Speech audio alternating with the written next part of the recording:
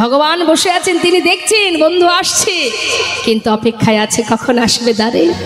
আর সুদামা ডাকতে ডাকতে দ্বারকার কাছে এসে দেখছে কি মা, বিশাল প্রাসাদ, রাজপ্রাসাদ দর্শন করে মনে মনে ভাবছে সুদামা, আহা আমার বন্ধু কত বড় রাজ্যের রাজা, এত বড় রাজাও যে কিনা রাজসুখ ভোগ করে, এই গোটা রাজ্য পরিচালনা করে, তার কি আর আমার সেই শিশুকালের বন্ধু আমি, আমার মতো কাঙাল বন্ধুর কথা তার কি আর মনে আছে?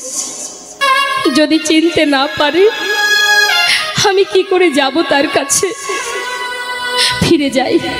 যদি চিনতে না পারে আমি বেশি কষ্ট পাবো, তার থেকে ফিরে যাই। আবার মন বলছে না না, এলাম যখন একবার তো দ্বারে গিয়ে দেখি, যদি সে চিনতে পারে। দমনা হচ্ছে, দমনা করতে করতে এগিয়ে যাচ্ছে বাবা। দ্বারে এসে যেই না দাঁড়িয়েছে, দেখছে দ্বারে অনেক প্রহরী, অর্থাৎ দাঁড়ি দাঁড়িয়ে আছে। দাড়িকে দেখে বলছে, আয় দাড়ি, দাড়ি এখানে কি আমার বন্ধু কানাই আছে? दारी जिज्ञासा करছে कौन हो तुम, कहाँ से आए हो, तुम्हारा नाम क्या है?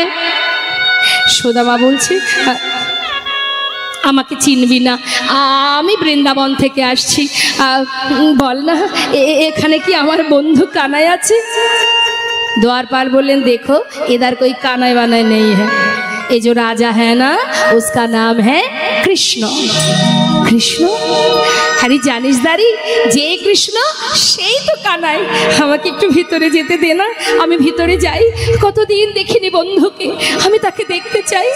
দ্বারপাল হাসছে বাবা, আরে কোথা থেকে পাগল, সারা গায়ে নোংরা দুর্গন্ধ, সারা গায়ে কাদামাটি লেগে আছে, এ কিনা আমাদের রাজার বন্ধু।